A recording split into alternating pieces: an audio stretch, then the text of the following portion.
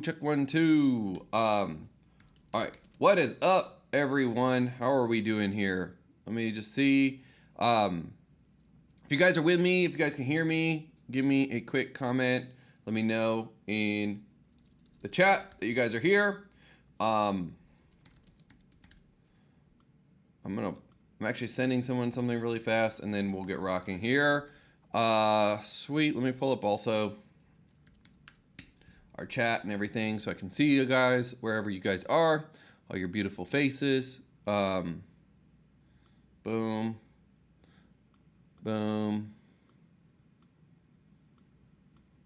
Sweet. Okay.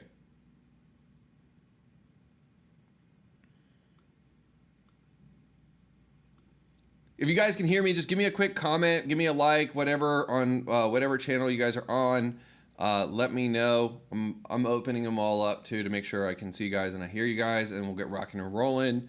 I got a little bit of training I'm going to run through with you guys, similar to kind of last week, and then we'll actually hit the dials right after that. So let me just bear with me a second as I'm making sure everything's running properly.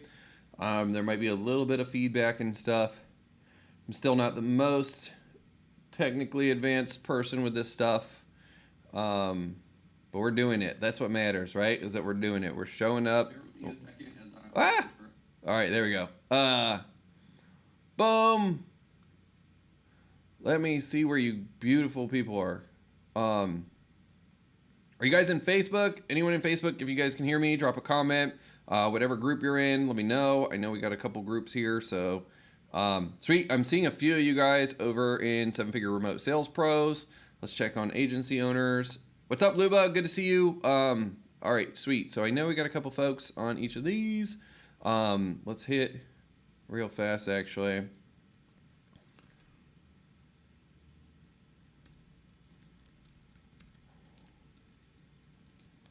Boom. Let me get this guy in here.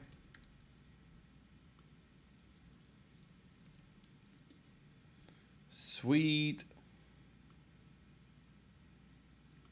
All right, I think we're good to go. I think we got basically everything that we need right now. So just let me know if you guys can hear me wherever you guys are at. I see a few of you guys on LinkedIn, a bunch of you guys on YouTube. Sweet. Looking forward to tuning into this. What's up, Omar? What's up, Dempsey? Good to see you again, Dempsey. What's up, Jace? Pumped to have you. All right, I think we are ready to roll.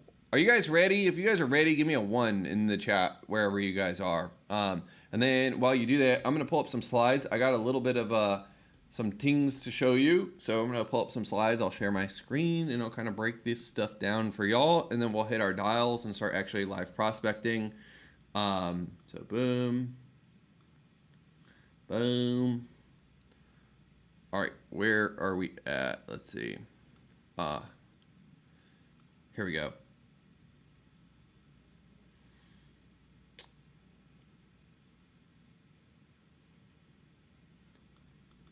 All right, I'm just pulling some stuff up right now, and I'm about to share my screen, and then I'll have you guys let me know if you guys can see it. Where's everyone tuning in at while I'm doing this? I would love to know where you guys are in the world. I know we usually got folks from all over the place. Some of you guys are across the pond. Some of you guys are in Asia even. So it's always cool to see where you guys are at. And I'm just pulling this up, and then we'll share a screen and roll.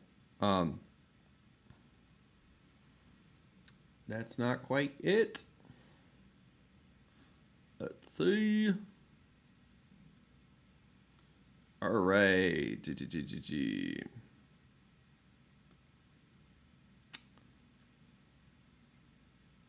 Here it is.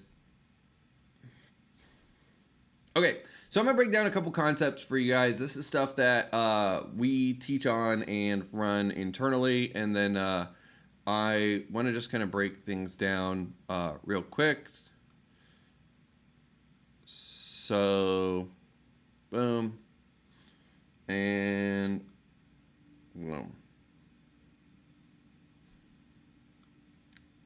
All right, so I'm a big believer in being full stack as a salesperson, right? And so what does it mean to be full stack? So there's this whole idea out there of like, oh, I'm a closer. And I'm a big believer that like having the mentality of being a closer is a really limiting mentality. I used to be that way. So I get it. I came from that sort of attitude of like, oh, I'm just a closer. But my life got substantially better when I committed to mastering sales as a entire game. And so closers, I oftentimes joke around. It's like being a type of person that can only shoot free throws and then being like, I'm a basketball player, right? Ultimately, I want to be full stack, right? I want to be able to generate leads. I want to be able to book appointments. I want to be able to close deals. I want to be able to do upgrade sales. I want to be able to do back end sales. I want to be able to do one-to-many sales. I want to be able to sell and copy. I want to be able to sell via ads. I want to be able to sell in any platform. I want to be able to social sell. Like, I just want to be completely full stack. That's always my goal, right? Because right now we're seeing a major trend in terms of sales teams and everything in general, where the teams scaled really big and a lot of people had a whole bunch of people, and they've started to realize how frustrating and annoying it is to manage a whole bunch of people. And so now what's starting to happen is the overall landscape shifting quite dramatically, and there's a correction that's happening where, like, I think in 2019, 2018 is when the setter systems became really popular in online coaching and just like the online world in general. You know, a lot of that stuff was existing in other arenas like software as a service and stuff, had SDRs and AEs, and that's where like I borrowed a lot of those ideas from software as a service in the early days of building this stuff.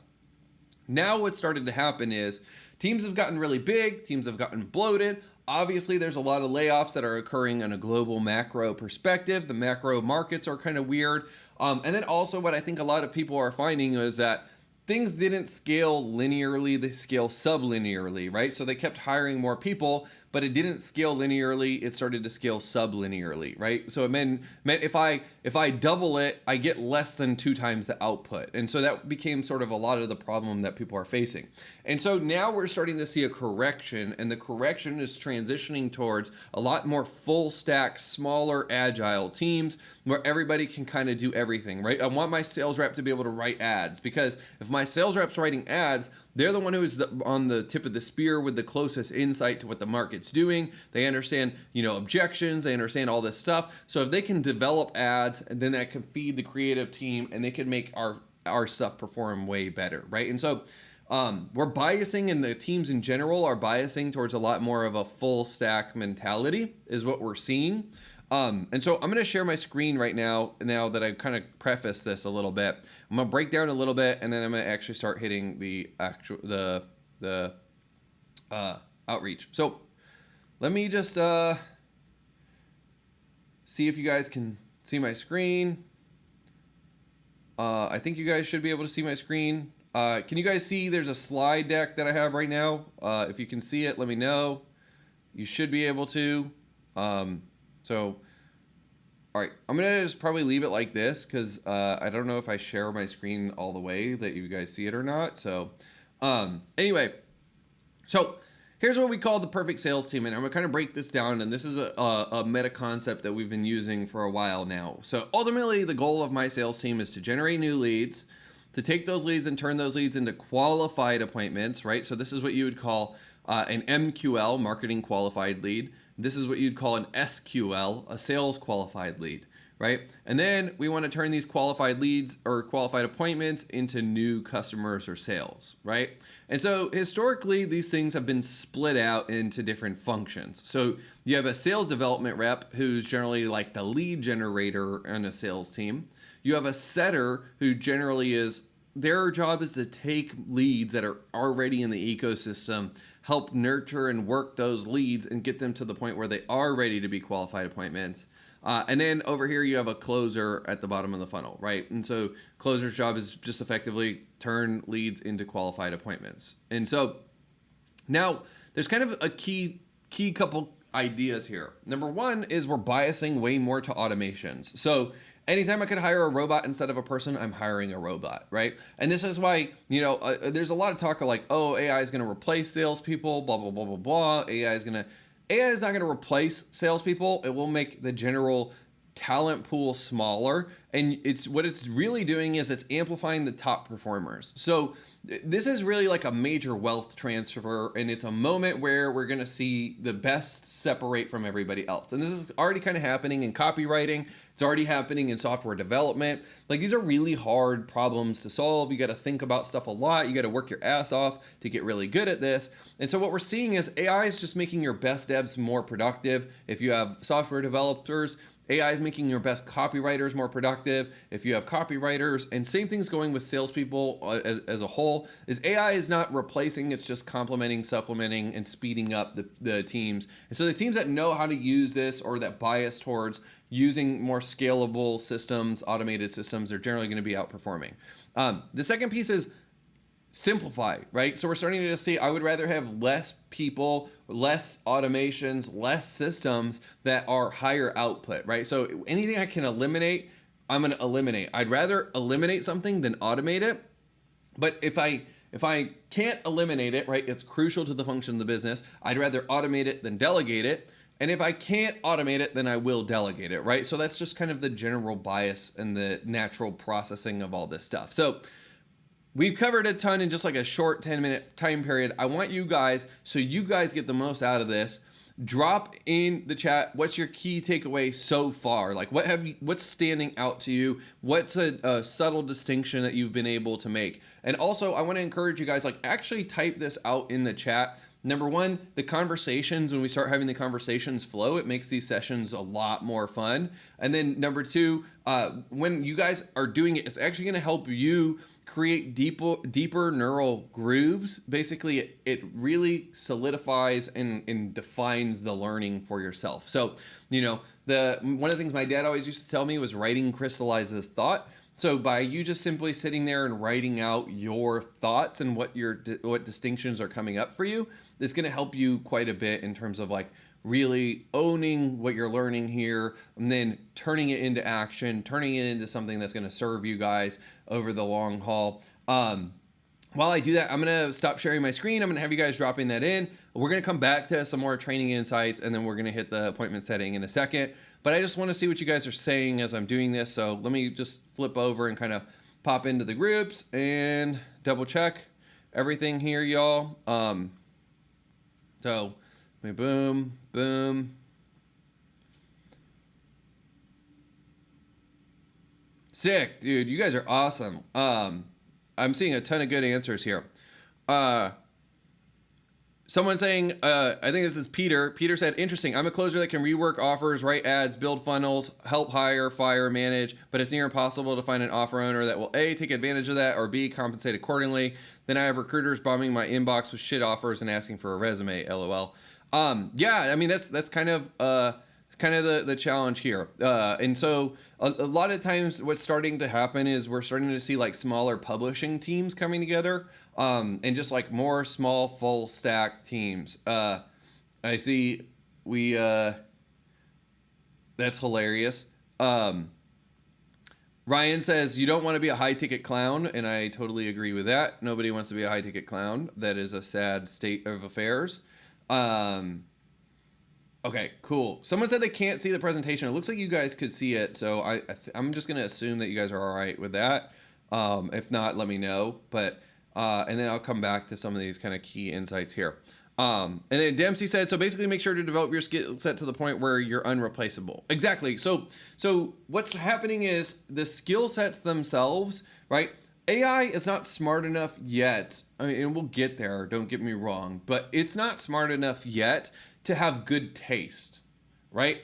And so what we're seeing with, like, let's say, for example, Midjourney and AI artists is it still has a curation process, and the humans are the curators, because the humans understand contextually and emotionally a lot more in a deep way, like what's triggering certain parts of our brain. The AI is not getting there yet, right? And so with artists who are using Midjourney to create visuals, like, we have taste and we can be like, that's fucking awesome.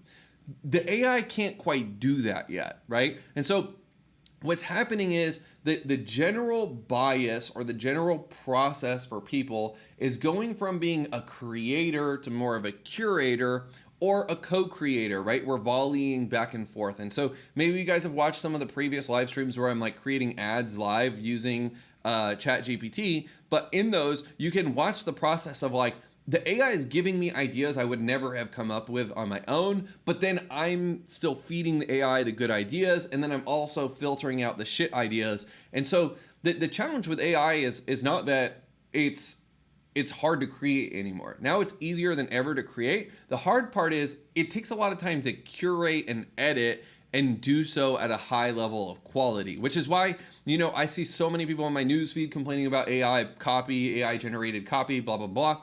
But when I'm generating AI copy, right, I put it into actual scanners that will check if it's AI generated copy. And almost 100% of the time, I end up with literally 100% sounding human copy. And it's because of like how tight my prompt engineering is, as well as like me being able to interface with the AI and create a unique, distinct voice. It doesn't sound like AI copy when I use AI copy. So our ability to interface with the technology is going to become more and more important, right? And your skill sets, you guys just want to continue to expand the skill sets, but be full stack as a salesperson and a marketer. And I really want to encourage you guys to stop having intellectual boundaries, right? That's fundamentally what I want to encourage you guys to do, is to stop putting intellectual boundaries on yourself. Charlie Munger has a quote where he says, "I don't observe professional and intellectual boundaries." I've always believed in that, right? Charlie Munger's clearly a pretty smart guy, being that he's the number 2 in command next to Warren Buffett. And Warren Buffett also says Charlie's the fastest 60-second thinker that he's ever met. But ultimately, I don't observe professional boundaries and I don't observe intellectual boundaries. And I want to encourage you guys to take that sort of same standpoint and stop putting boundaries on yourself and saying, I'm a closer, I'm a setter, I'm a this, I'm a that. Like, that's why I love the identity of a sales professional, because a sales professional is where you guys start to really have the ability to create offers. Like, the reason the guys who get paid the most are the ones that are in the early days is because they're the ones who are a lot of times making sure the offer's hitting and they're refining the offer. That's the hard part. Like, for you guys to come on and start taking calls and closing deals, that's not even that hard. Like, relative to creating an offer that works, that's a significantly harder deal. So, couple other things too. Let me just get back to the slide deck, and I want to point out a few things for y'all. Before I do, actually, I have a little bit of a surprise. If you guys want to see something awesome, let me share. I'm going to share my screen, and I'm super pumped about this. So I'm excited to share it with you guys. This is the first time I'm fully sharing this, especially publicly like this. Here we are. We go full screen. Where are you? Oh, there we go. Nope, I don't know. Check this out though, you guys.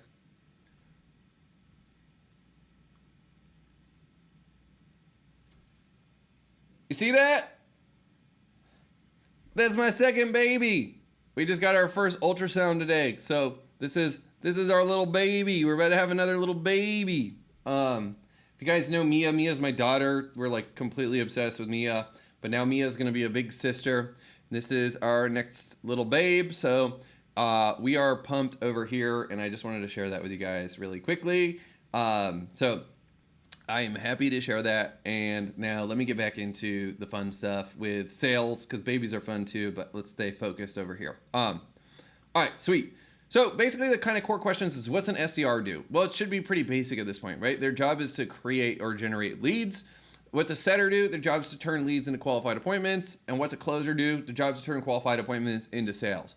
My goal for you guys, no matter where you're at in the journey of being a salesperson, I want you to master all 3 of these roles so you could play anyone here. Then, as a business owner, if you guys are on the business owner side of the equation, or you're starting to get to that place where you're growth partnering into it, my recommendation and the thing I want to encourage you guys to do is AI, or really automated code content systems before bringing in muscle or human being systems, right? I'm always trying to go to code and content first because it's way more scalable, it's way more reliable, it's a lot more efficient in terms of dollars in, dollars out. So I want you guys to bias towards the robots before the humans, right? Humans are notoriously fallible. They make way more mistakes. They just don't get it. They show up on time or they show up late. They get sick. They have all these problems. Their cars break down, blah, blah, blah. Their dog dies, grandma dies, and there's always something going on, right? So if at all possible, I want to encourage you guys, both as business owners and as growth consultants, to start looking at how do I use AI first? How do I use robots first? How do I use code and content first before getting into actually bringing in labor and delegating it, right? So then the next piece I want to cover is the traffic trifecta. And so this is kind of the key idea that I wanted to explain, but I needed to set things up a little bit for you guys to make sure we're all speaking the same language. But the traffic trifecta is basically a way that we take this approach to have diversified lead gen. So ultimately, everything in a business depends on having a lot of consistent, high quality leads coming in the door. When you have good quality, consistent lead flow, your rest of your life is easy, right? You can hire way easier. You can also, you can have closers that are actually performing. You can have too many clients. You can raise your prices. You can turn away bad clients. You can do a lot more. You have a lot more control. You have a lot more freedom, and life's more fun when you have a good quality, consistent stream of leads coming in on a day in, day out basis, right? Now, what my core strategy for traffic is I want to have one traffic strategy, but I don't want to only have one traffic source. And the reason is I've seen so many people whose entire businesses get wiped out overnight because they're reliant on one traffic source. So, I've talked to, at this point now, like somewhere around 5,000 to 10,000 internet marketers. I don't know the number off the top of my head, but it's at least 5,000 internet marketers, right? And there was a common story that I would hear for guys, and they're mostly guys, but sometimes girls too, but they would talk about how they were killing it in SEO in like 2009, 2010. And they were like, all these people had the same fucking story, right? Like, oh man, I was just like rank and renting, or I had all these sites, I was generating a ton of leads, and I was just like making money hand over fist on SEO. And then just overnight, the entire thing gets wiped out with the update of Panda from Google. I've also heard the same story from a lot of folks who are running ads, Facebook ads is the best thing since sliced bread. Suddenly, boom, ban hammer comes down, their ad account gets shut down, everything gets shut down, their profile gets banned, they can't get back on Facebook, or when they do get back on Facebook, the new ad account doesn't behave the same, and then they start ending up in a system where they got to fire a whole bunch of people, and it's problematic, right? So that's why the traffic trifecta is so crucial. And I like to look at it like this. So the first piece of the traffic trifecta is outbound, right? I want to have a consistent outbound strategy, just so that way I know that I'm not entirely reliant on ads. I always have some additional traffic coming in from outbound. I'm able to get to customers a lot of times earlier in their consideration process. So it really helps get me on the radar. Even if some of these people aren't converting, the traffic trifecta, kind of everything feeds into each other. So it makes it more powerful. So second piece is sideways. And so this is what we call sideways prospecting. And so basically I'm networking with people who we a lot of times will share commonalities. We'll share ideal customers. We'll serve the same customers in non-competitive ways. So like for me, I work with a lot of media buyers, and a lot of the top media buyers are good friends of mine. And we refer each other business back and forth. And then the third piece is inbound, right? So I need to have leads coming in to me consistently. And when we have these three things, this is sort of where we have like our sweet spot or the jackpot of traffic. I want to have outbound so I can reach out to people and consistently get new calls on the calendar. I want to have inbound so I have a lot more authority positioning. I have a lot more credibility. I also don't have to hustle as hard or scale as big of a team because the ads are more scalable than outbound teams are. And then thirdly, I want to have sideways prospecting because that's where the best customers come from, the kind of cream of the crop customer, the people that a lot of times they won't respond to an outbound email, they won't respond to an ad, but they'll get referred direct to you. That's kind of who I'm looking at, right? And so this is the combo of the three different ways that I like to generate traffic and have this sort of one main traffic strategy being the traffic trifecta. So sweet. I'm going to pop back into the chat really fast and see what you guys got. And then and then we'll actually start doing some prospecting. But I want to see sort of like what distinctions came about for you, what stood out for you guys as I dropped some of this stuff.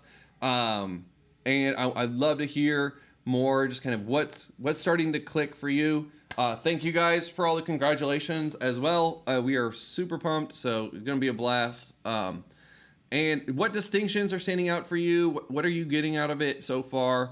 Would love to know. And while you guys are dropping that, I'm going to pull up the chats here. Dempsey said, I've heard great things about Rank and Rent. Jace has a baby on the way. Awesome. Congrats, brother. I'm excited for you. Boy, well, we'll as soon as next weekend, dude, you guys are on baby watch then. Cool. Let's see what else we got. Rank and Rent. I've heard great things about Rank and Rent. Yeah, I mean, anything's a strategy. All right, sweet. Incredible camera. Thanks, Danny. Appreciate you, man. And yeah, the network building is highways prospecting is the jam. I love that stuff. Thank you guys. Awesome. Okay, sweet. So are you guys ready to start dialing and start reaching out to some people and seeing what we get going up here? I've actually been heavy on the appointment setting right now via SMS. I want to show you, but I get a little bit concerned sometimes about the privacy stuff these days and just like stuff like that. So I like to show the back end of the CRM. Maybe what I'll do is actually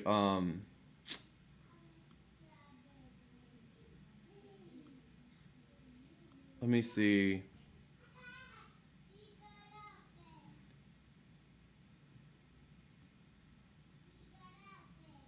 Cool. Okay, yeah, let's just hit some dials and then we'll roll through that. Let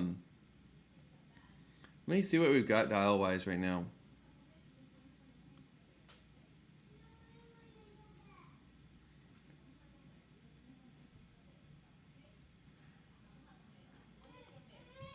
So we have some leads here. Let's see if any of these folks were... You know, those are probably not the best lists. I'm going to switch lists for you guys. So I've talked about this a ton. If you guys haven't been on any of these previous ones, I'm going to kind of emphasize what I'm doing while I'm doing it right now. But I'm like hugely nerdy on making sure you're selecting the right list. There's this old principle from like the direct response marketing legends. Especially, I love those guys because they were so nerdy that they just tracked everything like meticulously. And they started to be able to really optimize using CRO type of techniques. And one of the things that these guys kind of figured out was that the list you're selecting is the most crucial part of your success for you guys being able to like get people to respond to your offer, right? So it's something that's called the 60-30-10 principle. And so 60-30-10 principle basically states that 60% of a promotion's success is determined by the list you're actually mailing. So who are you reaching out to? 30% of a promotion success is determined by the offer you're making to that audience. And then the remaining 10% is based on the actual message or the word choice that you're using, right? So point being, list selection is your heavy lifter here, right? So list selection is going to be the thing that's going to get you guys the majority of the results. And if you get your list and you get your offer right, you basically got the majority of everything set up appropriately. So let me just pull up a list. And this is where like I want you guys to also start getting good with your CRMs, stuff like filters, smart views, tagging, understand how to use tags in order to create audiences. That stuff is really important, like way more important than a lot of people even realize. So I have a lead magnet actually. Let me see if okay,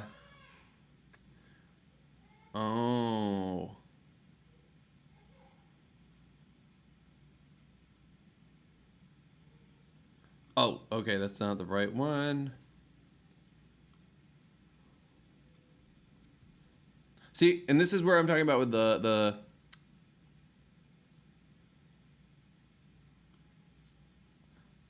tags is super important, right? Like I pulled up a tag there, but it wasn't necessarily the best tag to go after.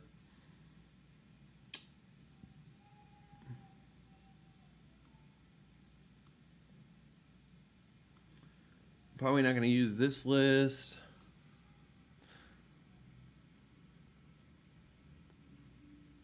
So some things that I like to do, just so you guys kind of also know, we run basically all the emails through an email verification service. You guys can use something like Never Bounce is a service. We use Never Bounce actually.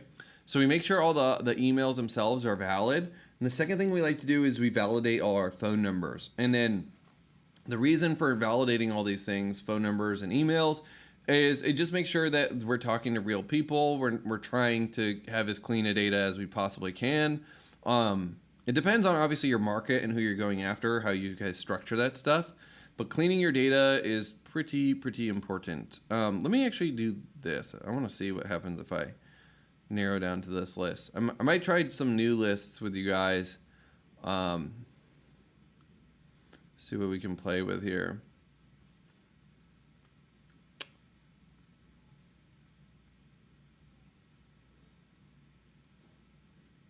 Huh. See these guys.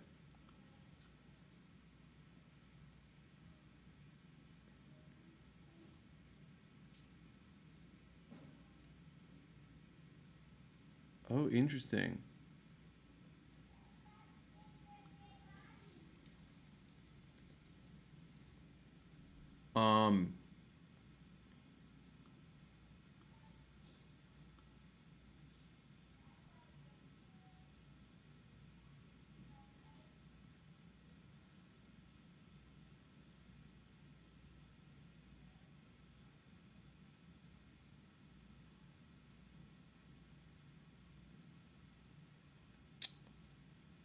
Would be an okay list. I might go after a different one here.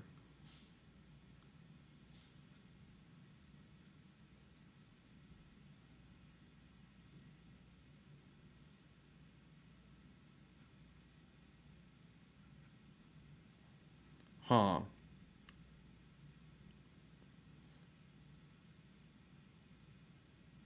Let's see this list. So what I'm just looking at is like all the different lists that we have. Trying to clean stuff up in any way I can. It's okay. I'm just seeing if I could get a new list for you guys because I've dialed some of these old lists, but I got a lot of.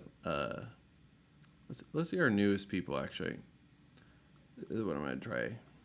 So when I'm looking at, just so you guys also know my thought process as I'm going through some of this stuff for prospecting, in terms of the 60-30-10, there's a key insight or key idea, which is RFM. And so RFM is a major part of list selection. And so RFM stands for recency, frequency, and monetary, right? Meaning the amount of money that they've spent on something.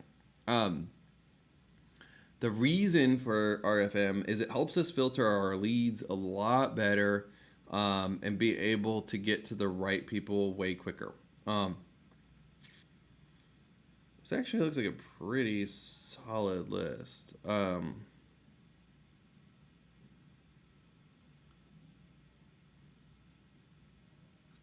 Oh, yeah.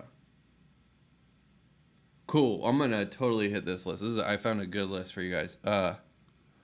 We'll probably, what time is it? We'll probably have enough time to do 50.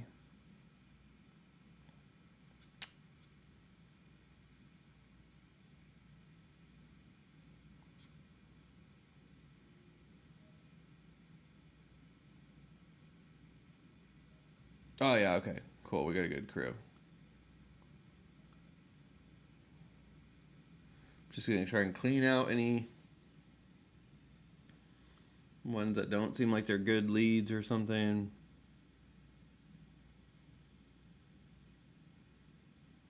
This all looks good. That guy looks like a fake lead. All right, sweet. I got a good crew here. So I'm going to plug them into my power dialer.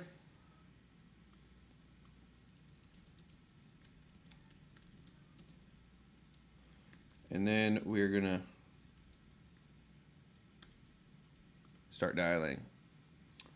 All right. while I'm doing this, what are some of your lists? What are you targeting and using? Yeah, good question. Okay, so Twilio, and I'm going to answer a few questions. So someone said never bounce. What was the other thing? So never bounce filters your emails. Generally, we use Twilio to filter and verify phone numbers. So I want to verify my phone numbers. I want to verify my emails. This is one of the ways I can make my prospecting efforts a lot more effective. What lists are you targeting? So I have a bunch of different lists. One of my challenges that I run into that's unique to us, that is not going to necessarily be the case for a lot of you guys, and I'm going to sit down while I do this, is we have a decent variety of offers. And sometimes I wish, for the love of all things holy, that I did not run a marketplace business. Marketplace businesses are so agonizing to run because the complexity is significantly higher. And what I mean by a marketplace business is generally there's kind of three main core business models, right? You have what's called a direct-to-customer model. So in a direct-to-customer model, you're selling to one core avatar, one core prospect, and then you're kind of giving them, they go from prospect to customer. Then in a marketplace model, it's like what you would think of when you think of Airbnb or Uber, where they have to market to both riders and to drivers. Or in Airbnb, they have to market to hosts and to guests. So the complexity of their marketing is significantly higher. And then also you have like a new host versus an experienced host, and a first-time guest versus an experienced guest. And again, you're going to have different messaging at each level. So when you have a marketplace model, your complexity is a lot bigger, and that's one of the like things that, in all honesty, I kind of like regret about our business, is having that marketplace model. But the reality is, I love salespeople, I love business owners, I love people who just kind of are doing what we're doing and want to grow businesses and stuff. They tend to be my kind of people. And because I just have such an affinity to the audience, fortunately, it makes it easy for me to serve. And also, I've been in both of their shoes. I understand both their perspectives. I can speak to them really authentically. But sometimes it just over fucking complicates our processes and our workflows. And I got to basically do everything 4 times instead of, you think it creates double the complexity, but it's actually almost like 4 to 3 times the complexity. It's way more complex. But that being the case, so generally when I'm looking at lists, it's RFM, so recency. I'm looking for newer leads. I'm looking for frequency. I'm looking for leads that are interacting with us on a more frequent basis. So, you know, people who have attended a bunch of our live streams, or people who have downloaded a bunch of lead magnets, are obviously better than someone who's generated or only downloaded one lead magnet. And then lastly, I'm looking for folks who also have spent money in the past, or have shown some level of investment, right, in solving whatever problem that they're looking to solve. So in this case, though, the specific list that I'm going after is a list that has shown investment, right? But they've applied to work with us. Some of them have worked with us. Some of them haven't worked with us. But ultimately, they applied to work with us at some point. And as a result, then that's what we are looking to do. Okay, sweet, boom.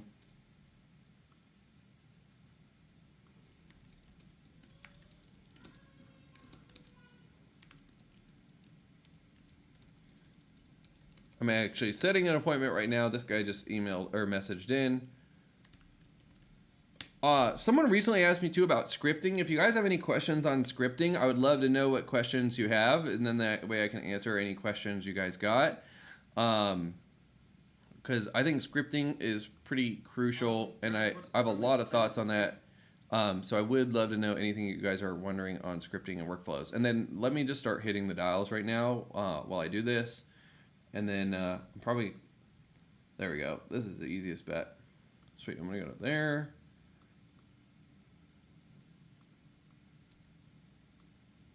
All right, we're dialing now.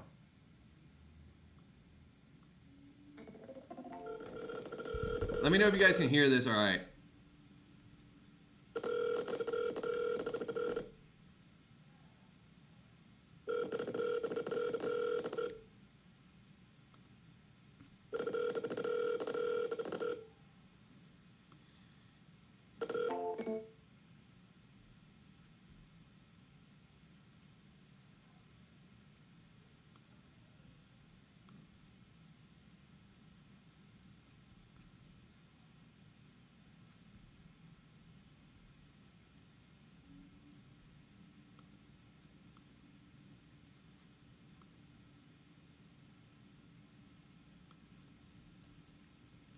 It's good. Awesome.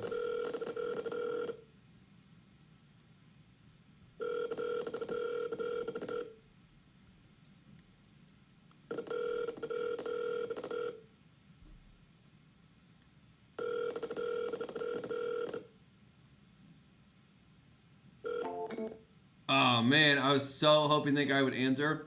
His name's T-Bone, and I just wanted to say T-Bone on a cold call because I thought it would be hilarious. Also, if you guys want to make this funny, if there's a funny word you want me to slip into it, let me know and I'll slip in a funny word. I think that's always hilarious to try and like sneak in a really weird word into these calls.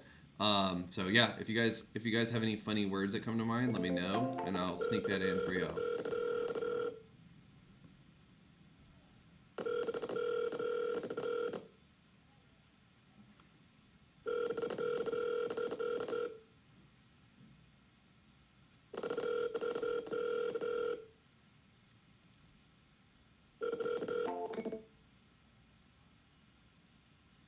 Nada.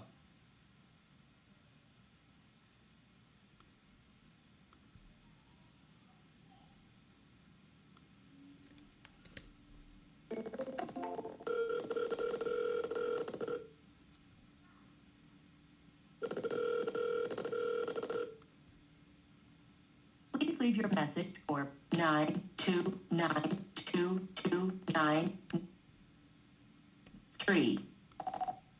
Hey, Philip, it's Mike. I was just giving you a call. You had reached out because you were looking to hire some salespeople, and I'm just wondering if you're still looking to hire some salespeople. So, if you get this, feel free to give me a ring back, or you could text me at 321-274-3139. Again, that's 321-274-3139. All right, look forward to hearing from you.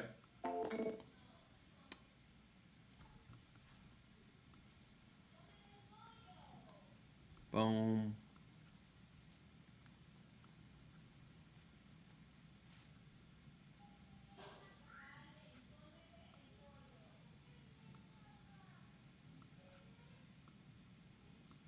There we go. Seems like a fake number if I've ever seen one, but we'll see. Thank you for calling our healthcare building. If you need That sounds like a fake num.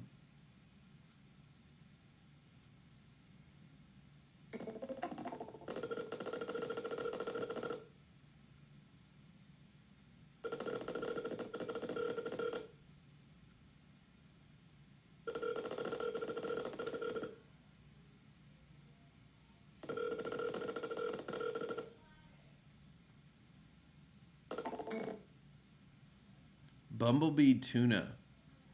I am definitely gonna be able to sneak that in. That's almost too easy. You guys gotta give me harder words than that.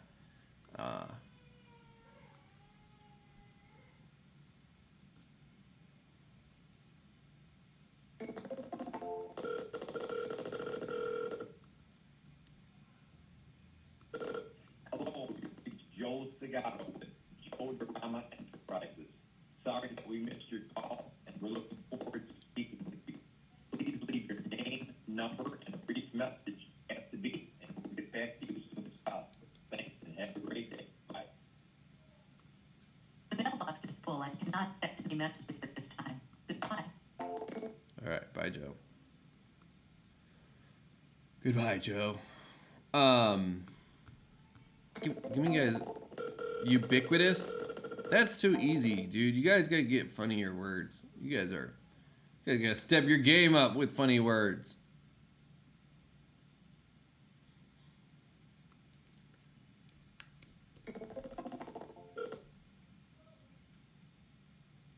Please leave your message for 3143987.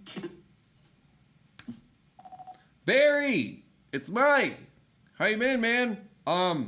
Yeah, you reached out because you were looking to hire some sales reps. If you're still looking to hire some commission-only salespeople, feel free to give me a ring back. You can reach me at my phone here. The number on that is just 756-6088. 786-756-6088. All right, look forward to hearing from you.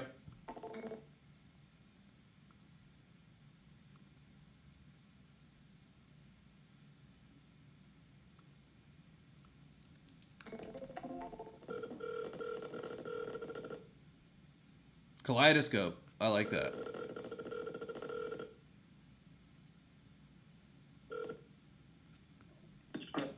Chris, how you been, man? Hey, It's Mike. What's new? Mike too. Mike, Mark, you reached out because you're looking to hire some sales reps before? Do what? How are you? Good, man. How things been? Good. Do we know each other? Say what? Do we know each other? Yeah. We had chatted before, probably like a year ago. Maybe you don't remember, but we had chatted about hiring some sales reps for Digital Media Nation, your agency. God, I think I'm trying to remember how we synced up. Was it through the Ike agency? I know that you know a bunch of those folks. Who was it? We know. I think we know a bunch of the same people on LinkedIn. I see that we're connected to the same people, but I don't know where we connected a year ago. I know I just connected with you through Nora from the Josh Nelson group. Oh, nice. Okay, so I knew Nora, and then that's probably what it is we touch base because of the Josh Nelson group. You know Lane, too? Yeah, I'm just embedded with those guys. Okay. But when I look at your LinkedIn, we know a lot of the tech marketers. So La- I don't know who I'm talking to. I'm sorry. Yeah, I mean, we connected a year ago. I just about, I'm pretty sure. Yeah, and then it just wasn't the right time, I remember. But then right now you guys kind of have shifted things and you're looking for sales reps? No, not yet. I'm looking for an SDR first. And then probably third quarter will be interested in the sales rep. I see. Okay. And then so you're wanting basically the SDR to go do like outbound lead gen stuff? Yep, exactly. Okay, cool. And then if I remember correctly, you guys are just kind of doing like full service digital agency type of stuff, is that right? Yeah, but we're a generalist until we're going to niche down to just auto repair because we've been our portfolio is extremely wide. We're trying to serve everybody, which is kind of crazy. Our portfolio is just stupid with diversity. I mean, we've got car dealers, we've got home services, we've got healthcare, I got franchise units. It's all over the place. So your move is going to be to focus on automotive repair then? Yeah. I mean, one of our biggest success stories is with the auto repair. They do bill repair, and of course, zeroing on that. That's pretty specialized niche. So widen out from that and do auto repair. And even departments and car dealers who've got experience in selling car dealers. Nice. We think that can be pretty insulated from down market. So as the market gets tighter, if we go to a major recession, that market's going to be insulated from it. Makes sense. So that's the plan. Yeah, that makes sense. And then and it just makes life way easier. It's like the full service thing makes it really hard to get super consistent results on the back end, and then that makes the whole front end selling process harder because the sales reps themselves need to start to get to like expert status of all this stuff, and it just makes scaling a pain. So it's a good move overall. Yeah. And then have you guys been testing any stuff on the outbound side there?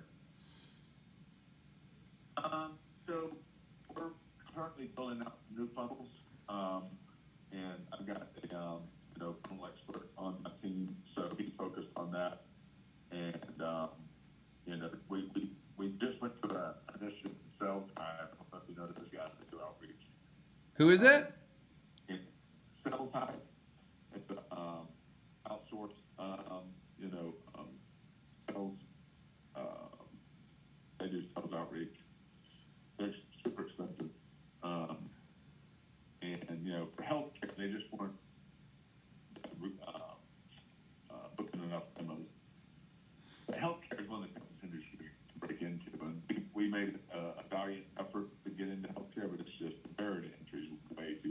You mean like the doctors or like more hospitals and stuff like that? No, just not the medical, small to medium-sized medical clinics. Oh, We got great case studies.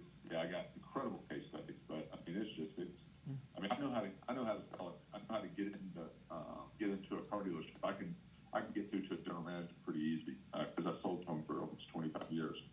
But getting through to healthcare decision makers and then getting them to make a decision in a timely manner has just proved to be extremely challenging. you want to know the secret on that one?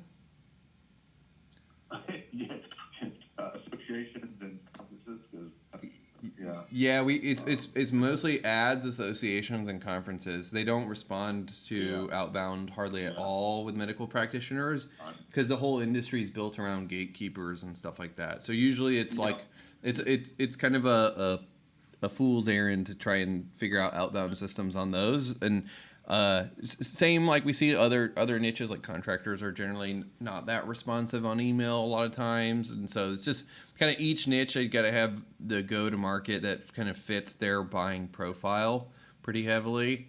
And so yeah, that's pretty common for medical not to work on outbound stuff.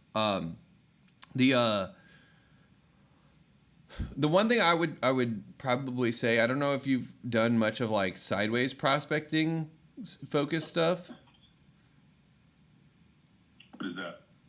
So basically what we do is when we're going into markets, especially what I really like to use sideways prospecting for is when I'm working with agencies. Especially it works well with like full service agencies, or it works well with agencies that don't have like a crazy risk reversal. Because like right now the challenge is with like $100 million offers and all that stuff, like everybody's got the most like insane guarantees, and they're just a bunch of 19-year-olds that are going to disappear when shit hits the fan, you know? But the problem is that the market doesn't know any better, right? So it's like it's really hard to sell into the market sometimes on stuff like that because just everybody's making such like outrageous promises. And Hey, Mark, I'm so sorry. I got a 1 o'clock starting. Cool. Yeah. I didn't even realize the time. But do we have a meeting? I think we have a meeting sometime scheduled. Let me just see where it's at. I scheduled something with you, and I got a calendar. Yeah, I'm pretty sure it's on Thursday. Thursday or Friday? Yeah. Let me see. Because I'm interested in talking to you, but I just got to prepare. Yeah. Do your thing. It's on Thursday. Yeah, Thursday at 3 o'clock. I look forward to continuing the conversation. I'll talk to you then. Thank Cool. you. Sounds good. All right, bye. Bye. Oh, you guys got good words now here. Flossinasahillapillification. Flossinasahillapillification. I like that. I'm gonna keep dialing just for you guys to get these words in here. Cattywampus. I like cattywampus. That's a good word too. Flossinasahillapillification. What the fuck does that even mean? Flossinasa. Wow. The action or habit of estimating something as worthless.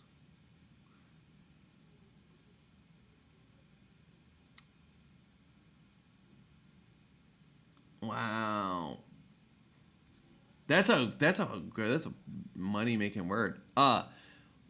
Also, before we get too far ahead of ourselves, what did you guys learn on that? And anything that you guys picked up or anything that stood out to you based on that conversation? I'd like to hear just kind of what notes you guys took. Again, really type out your distinctions. When you type out your distinctions, it's going to help drive the learning home for you guys. As well, it makes the conversation a little bit more fun for all of us here because we're kind of in this together. And then I'm going to get Flossinasahillapillification inside of one of these calls. So why did you dial this guy if you had an appointment? He was just kind of in the list that I had. It wasn't intentional. So, but a lot of times I will dial my appointments out early anyway, just to kind of get maybe a discovery done quick. And a lot of times if I can do a discovery today prior to my appointment in 2 days, I actually will increase my close percentage. The rationale is because people see you over time. And one of the kind of key factors to trust is frequency, right? The more I see someone, the more I trust them. Duration, the longer I see someone, the more I trust them. And then also intensity, right? So the more intense the emotional experiences I have with someone, the more I trust them. So those are kind of the three key things that when you're building trust. So a lot of sales reps will just wait until their calls, but like if you have a session, I actually a lot of times will dial my leads out in advance just to make sure I pull them up and get them ahead forward. So that is just a little tidbit for y'all. Let's see what else you guys got. Flossinausahillapillafication. I'm gonna just have to say this like a million times. Flossinausahillapillafication. Flossinausahillapillafication. What kind of fucking word is that?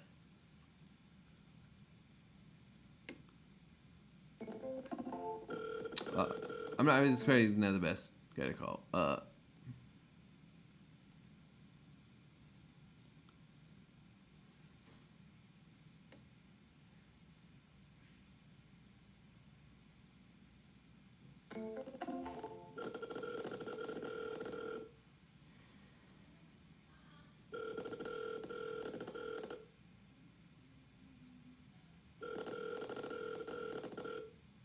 Flossinausahillapillafication.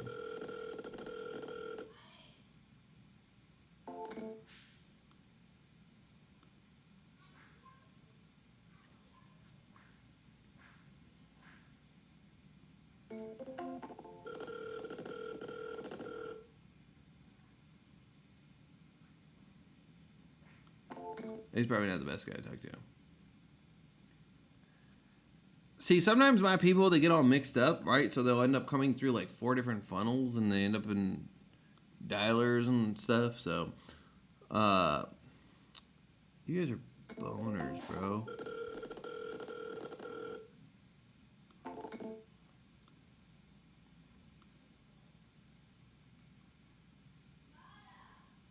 Okay, here we go. This is better.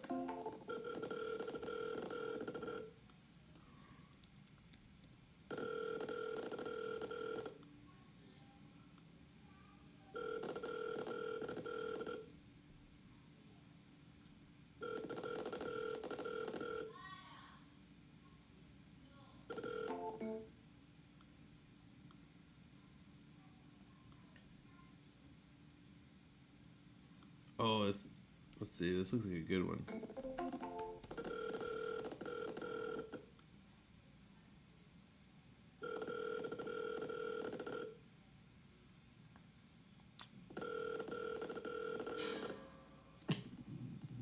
You've reached the voice of Miles Solid.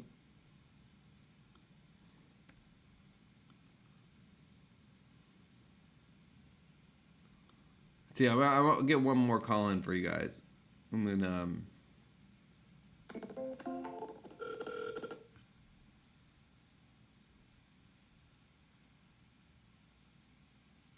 Rob,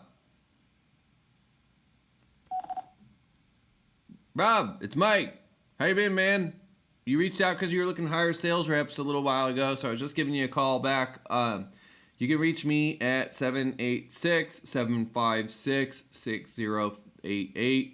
Again, 786-756-6088. All right, sweet. Look forward to hearing from you.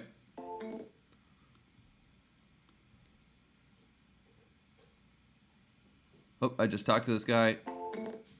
No.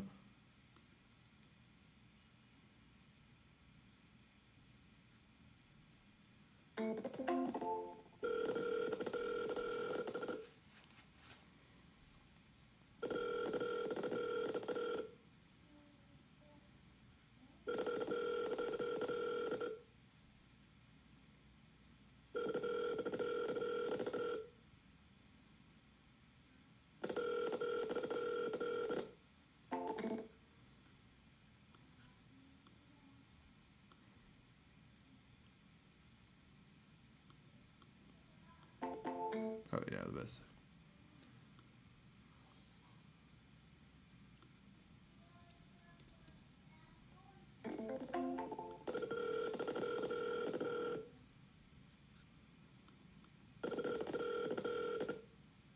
Hello, and thank you for calling. This is Justin. Please leave your name, message, and I'll get back to you as shortly as possible. Have a great day. I'll talk to you soon.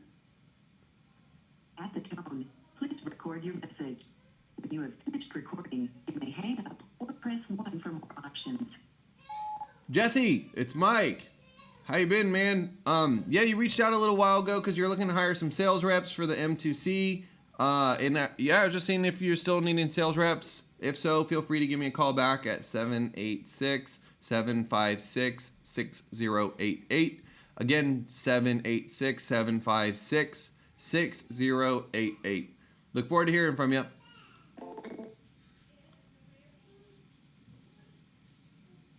I'll do like a few more dials, but I really should get running here. But let's see if we can get one more guy in. I really want to get the Flossanassa-Pilla-Hillification in there. That's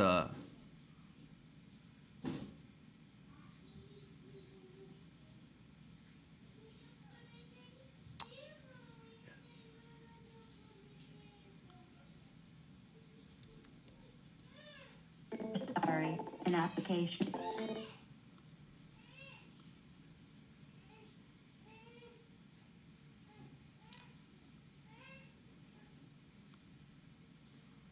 nah. That's I know where that goes. Flossanassa-Pilla-Hillification.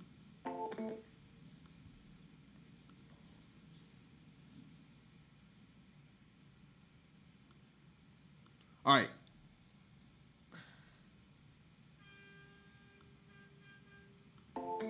Crap.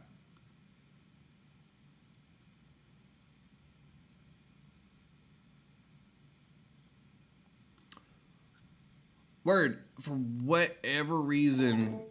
Let me double check what's going on here first.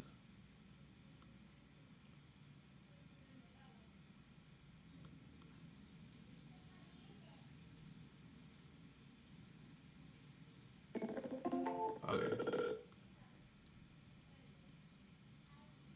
Hi, you've got me away from my phone. I will. Thank you. All right. That is it, you guys. That is what we got today. We got the convo with Chris. What were your takeaways? What have you learned today in the session overall? Damn it. Sometimes these automations, dude, this is why I said eliminate any automations. My automations will go fucking wild sometimes. And they send all kinds of stuff to people that I'm not intending to send. Let me just turn this motherfucker off. Yeah, this is a waste of space automation. Sweet. What did you guys learn? Also,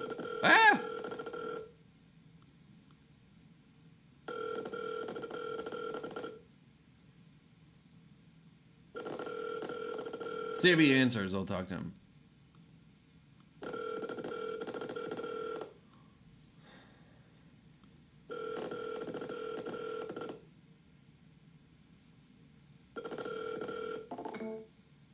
No love. All right. That is it. So a few things, you guys. Type what you learned. I want you guys to drive that home so you guys really anchor your learning today. So put that in the chat. As well, a couple things that I want to run through. Yeah,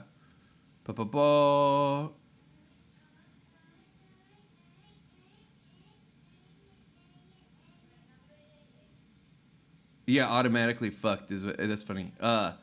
Okay, so I'm gonna run through a few things, you guys. I want you guys to take and put what your takeaways were in there. I see there's actually a few good questions, comments, so I'm gonna make sure I hit those. Before I get into all that stuff, just if you guys are wanting to go further, you want to go deeper, you want to really master this game of sales and being able to do it like and going full stack, whether you're the business owner or you're a salesperson, either way, what I want you guys to do is if you want to take the next step and you want to get my help to do so, go to scalewithmikemark.com.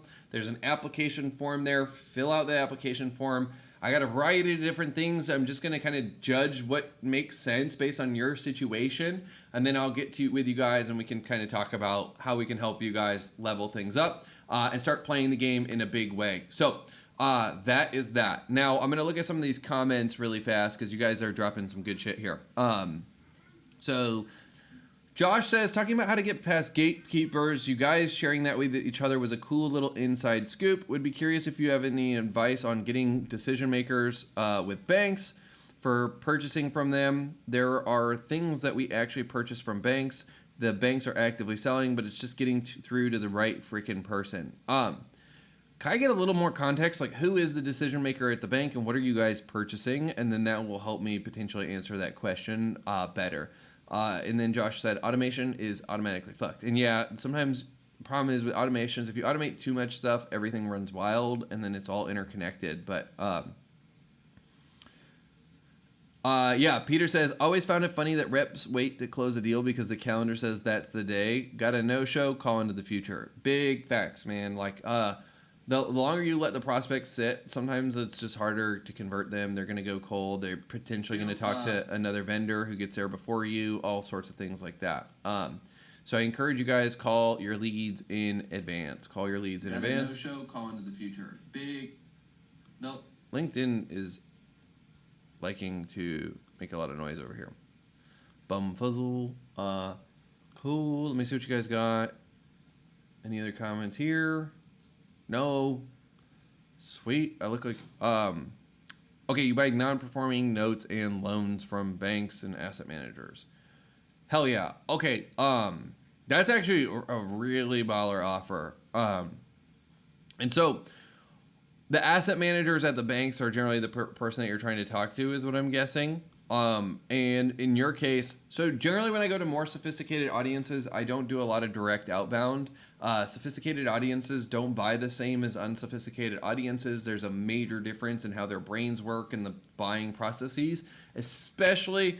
So one of the things I look at is like with banks or any sort of industry that people are risk averse, they tend to not want to be pioneers because being a pioneer is highly risky.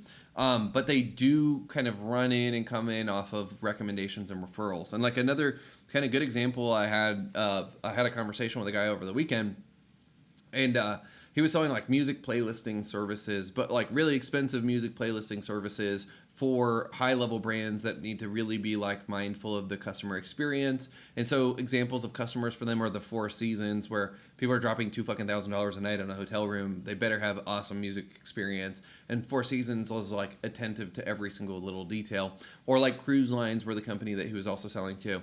And in those cases, I like sideways prospecting as my dominant channel, and then any form of outbound or inbound are just there to complement my sideways prospecting, right? And so this is where that traffic trifecta comes in. In each offer, I may have one of them that takes a primary, and then the other two are just secondary or complementary to that. And so, for example, like if I'm going after the doctors, like what I mentioned, generally if I go after doctors, ads are my primary, right? So generally, doctors are the type of people that they'll respond to an ad, but they don't even want to deal with a cold email at all. And so if you do have a cold email, coming in with hard offers generally doesn't work as well as it could sometimes, unless it's like a really new curious thing. But a lot of times then what I'll do is I'll have kind of secondary offers that I'll hit on direct outbound to doctors in order to kind of get through to them. And then we'll use some sideways prospecting stuff as well. And so, but yeah, when you're looking at it, you're generally going to have a primary and a couple non-primaries. In your case, if you're going for non-performing notes and loans from banks and you're trying to target to asset managers, sideways prospecting is the way that I would go on that. So that's that. Any other quick questions you guys have that before we wrap up? I'd love to, if you got this on the replay too, just drop a replay in the comments for anyone in the future who's watching this. I hope you guys got a lot out of this. As always, I just enjoy doing this with you, and I hope that you guys are picking up little distinctions here and there and just things that you're able to take and use and make your own workflows and your own prospecting and appointment setting processes run faster, smoother, cleaner, better. So that is it. As I said earlier too, if you guys are wanting to go ahead and take it to the next level, scalewithmikemark.com. I'd love to learn more about what you guys are working on, and I always like solving these diverse problems. How we do things, so sometimes I get a lot of questions like, what do you guys do? So our whole thing that we're looking for is we build sort of customized solutions, and ultimately what I want to understand is what your sales process is, because if you're selling to doctors, I'm not going to use the same approach as if I'm selling to a recruiter, and each market has its own way of behaving, and so we try to line that up and make sure that we can come up with a strategy that's going to be unique to you. Make sure you stand out from the competition, you stand out from the noise, and you're able to get the traction you guys are looking for. So that is what I got for you guys today. I super appreciate everyone that's here, and I look forward to seeing y'all on the next one.